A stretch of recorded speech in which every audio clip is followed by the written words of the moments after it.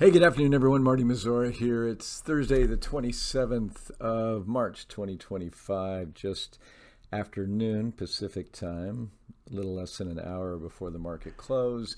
And my schedule this week gives me this opportunity to put something out for you as the end of week message.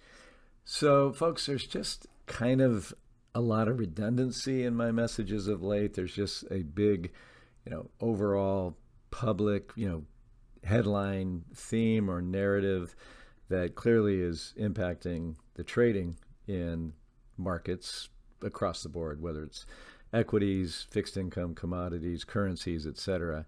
And you know what that is. So I'm going to touch on that and look at it a little deeper in terms of how to think about it, what the ramifications are for the economy and potentially the markets and so forth. Don't need to spend too much time on it because, again, it's just kind of the same thing that we keep talking about.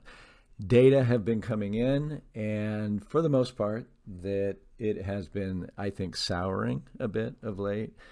Certainly consumer confidence and business confidence in the U.S. particularly.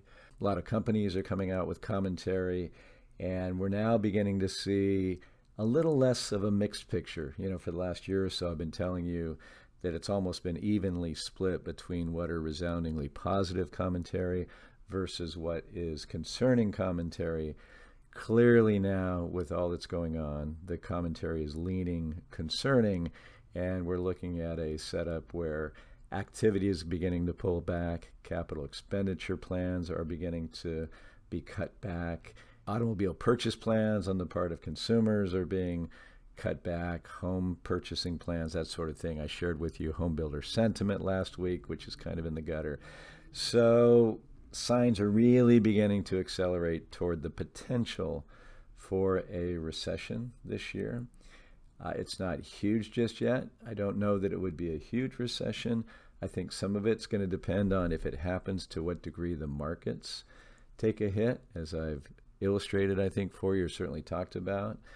The percentage of household net worth that is tied up in the equity market in the U.S. is the highest it's ever been. And it's been folks who really have assets, the folks who own, bigger portfolios, other assets, have relatively high incomes, who have really been doing all of the heavy lifting with all of this great consumption and optimism over the services sector and travel and leisure and so on. That's called the wealth effect. The bottom half, certainly the bottom 40% of the income distribution, as they say, or income earners, are largely late on credit card payments and auto loan payments and are not feeling it at all in terms of optimism toward their outlook going forward.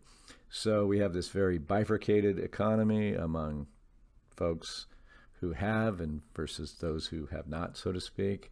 And then with the stress that's being now applied to the markets and the economy, and comments from powers that be that they're not really worried about the market right now. Essentially, they're not saying it in this way, but they have kind of non-economic objectives in the short run that they hope will be economically positive in the long run. But as many of them have warned, we've heard terms like we're going to need to go through some detox. It's going to be somewhat painful. We have to appreciate that message, because at a market that's been at all-time highs and all-time high valuations with extreme concentration and a few issues, it would make sense that things get a little bit scary for a while. Of course, that is yet to be seen. We've seen a 10% sell-off in the S&P from February 19th up till a couple of weeks ago. We've seen something more than that in the tech-heavy NASDAQ index. But folks, those aren't panicky sorts of situations, at least not in an historical context. But you might think so when you looked at where sentiment went among investors just real super quickly and so on. No, things that are really meaningful are the big double-digit 30, 40, 50% decline in equities, which is pretty much where valuations would take them if indeed we had a recession, even your garden variety recession, where earnings growth comes down, even contracts, and where valuations come down. If you just look at averages through recessions, stocks are way out over their skis right now. And clearly, the market is still somewhat in denial that it's going to get that bad, or the new tariff policies are going to really be there when it's all said and done, or be there long enough to do the kind of damage that we might be concerned about. And maybe it won't be. Maybe the market's got it right. But while that risk is there, we have to do some things if we're smart, thoughtful, long-term investors to try to mitigate the blow. While, as long as that does not happen, we want to do things that allow us to have positive results as well. So a lot of work on our end, and we're up to the task, and never a dull moment, to put it mildly. So what I'll do is just kind of what I've been doing a lot lately, and just briefly share some of our notes. Bob Elliott is an analyst and a money manager who's worth paying attention to. I don't always agree with him, but I am very much in agreement with his content or his commentary that he's put out over the last few days. And I'll just kind of paraphrase that a little bit for you. I highlighted the key points. But my own note here, with regard to his observation with the Canadian dollar, for example, that it's moved, hasn't actually, let me change that, hasn't moved much despite the tariff risk. Quote, "It's notable that we haven't seen much in the way of market moves in response to these measures. The CAD sell-off since the election has been modest and hasn't moved since the start of the year." You would think with the focus on Canada and trade and tariffs that the US dollar versus the Canadian dollar would be rallying really hard, i.e. that the Canadian dollar would be selling off. Here's my point. That, I believe, speaks to the point I've been stressing, that we've seen a notable exodus out of U.S. equities, foreign and domestically owned, and into non-U.S. equities, etc., thus muting the otherwise expected dollar strength resulting from the tariffs. So again, clearly you could see, and have seen in the past, currencies react to the threat of tariffs or to tariffs themselves, where the tariffing country, in this case the U.S., sees its currency increase and the targeted country's currency decrease. Well, if we're having a mass exodus, and we did kind of see that among the money managers there for a while, and I think the money's been going back and forth, out of U.S. equities, the selling of U.S. equities, and then the buying of equities domiciled elsewhere and traded in those local currencies, that would be a weight on the dollar and a boost to that other currency, which may be counterintuitive, but not by my way of thinking necessarily. And I've watched currencies for the last 40 years, and there have been many, many times when there's much more to it than what the headline might suggest, much more to it than interest rate differentials. It's sometimes, and it's times like these, where it's simply the movement of capital out of assets in one country into assets in another that impact the currency. So, to Bob's commentary, the total set of proposed tariffs now add up to a 1.6% of GDP increase in costs on U.S. consumers and businesses. This total suite of proposed tariffs is now far beyond what was proposed on the campaign trail and would result in the highest rates since the Smoot-Hawley era, if fully implemented. And that was the Great Depression era tariff scheme. But the drag on U.S. economy is not just from higher projected costs, but also comes as foreign countries impose reciprocal tariffs on U.S. manufacturers. Even a conservative estimate based on initially proposed Canadian retaliation would impose meaningful costs on the U.S. Taken together, this would represent a greater than 2% drag on U.S. growth, and with it drive the U.S. economy into recession, hardly reflected in asset market moves we've seen so far. That's that denial I'm talking about. Markets are essentially flat since the new president took office because they've been considered a bluff. People and markets have not really come to terms with, he may really mean it. This suggests more significant repricing is needed in the equity market, for example, to reflect the coming downshift in growth. With Mexico and Canada particularly hard hit, just the auto tariffs alone would drive both of them into recession as well. What is clear is that if these proposals stick, they will be a wrecking ball on the U.S. and global economy. While nothing is certain in this, the policy probabilities look far more skewed to the downside than currently priced in. He's just kind of making my point that if indeed these tariffs are for real and they are going to be protracted, they're going to last a while, this economy is going to suffer. Now, folks, I want to say it again and again and again. I am not making a political statement right here. I am not on this blog passing judgment on the right or wrong of these policies. What I'm telling you folks is the likely economic and market impact if indeed what's been threatened really comes to fruition. So again, the buy the you-know-what dippers suggests that much weaker growth has gotten priced in recently. So they believe, the market believes, that this 10% correction that really just took us down to the day before President Trump was elected reflects the pain that would be inflicted. Doesn't really make a lot of sense. And that's why he calls it a myopic focus on the recent short-term drop from the nearby peak in equities.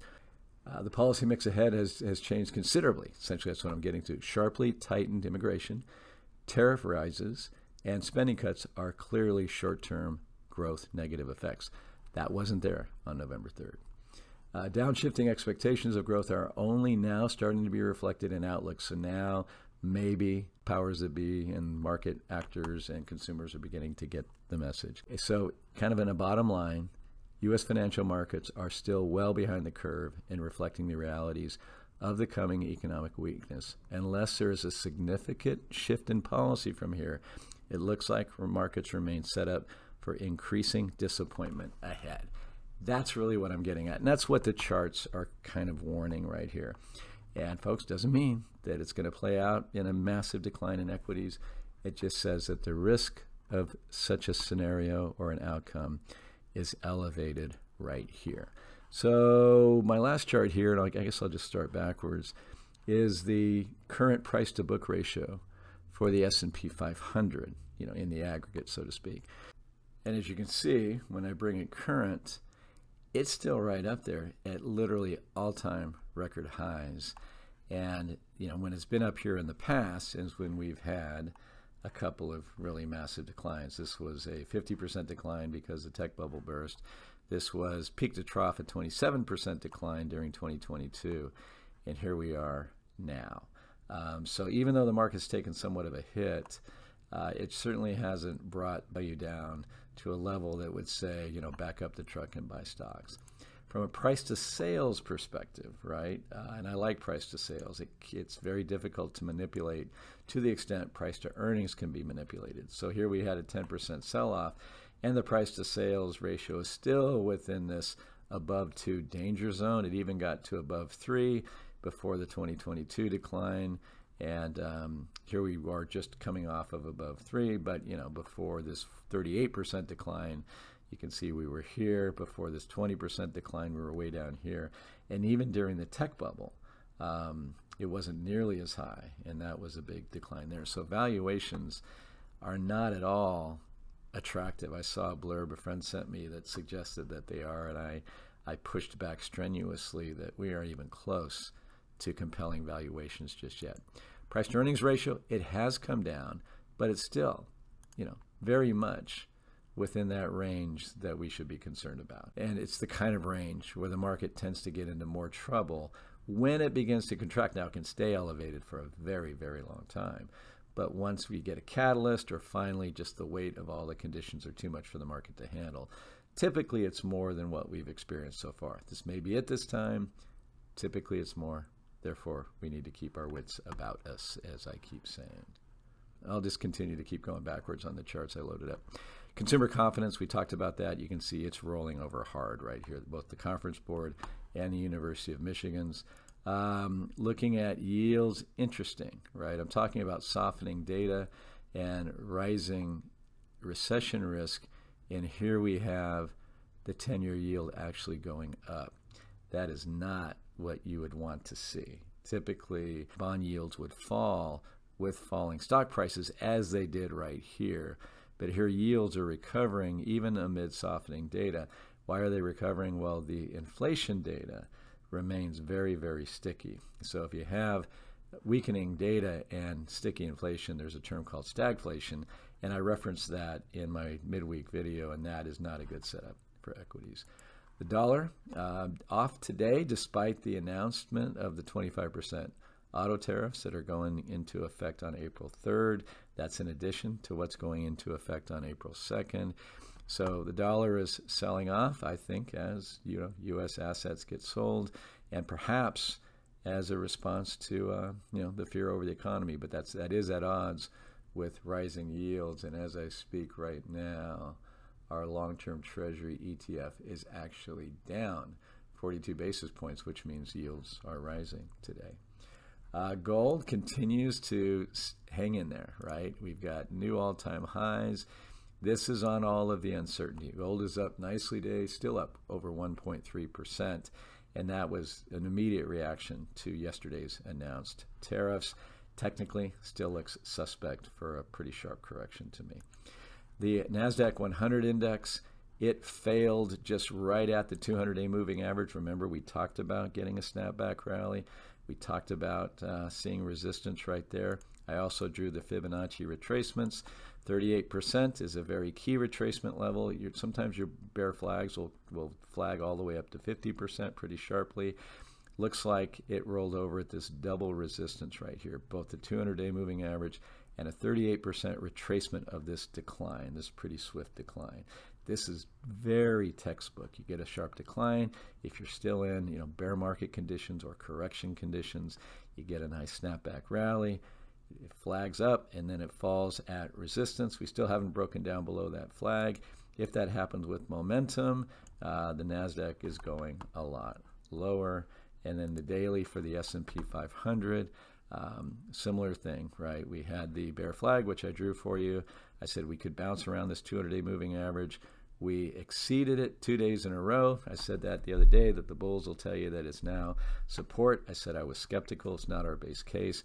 Right now, as of today, looks like we're breaking down below that flag, although I think the market is beginning to rally a bit into the close. It's been down most of the day. In fact, let me just update you on that right now. So it's 12:27 Pacific time, and the S&P has rallied back into the green, not by much, 0.12%. The Dow is now up 10 points. It was down a couple hundred points a little while ago, so we're getting some end-of-day buying, and QQQ is flat, down 0.1%. Call it flat.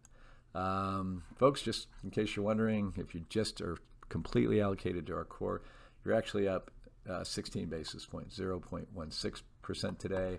And why? It's because we own gold. It's because we own U.S. healthcare stocks, which are up 0.4%. Emerging markets are up 0.75%. We have a lot of things that are down, but there's enough upside here to get us a little bit of a gain today. And you've seen that a lot this year, folks. Those of you who do what I don't recommend, and that's watch your stuff on a daily basis. We've had multiple days where even today, when the market was down a bunch, we were pretty much flat. I think the worst we were down was like 20 basis points when the markets were all down over 1 to 1.5%. It won't always be that way. We've had days where the market's up and we're down some. So there's no magic to this other than having an extremely, we think, well-diversified portfolio with strategic allocations across asset classes, currencies, regions, etc. So folks, that's it. And that's your end of week update. I hope that was instructive and interesting for you. Again, there's this narrative that I keep repeating, but then there's all these data points underneath it and commentaries and things that we're keeping our eye on. So I'm distilling those into what I think is most pertinent for the moment, and then reporting that to you at least a couple times a week. I'll be back soon. Hope you have the best of weekends, and take care. Thank you again for watching and listening. Bye-bye.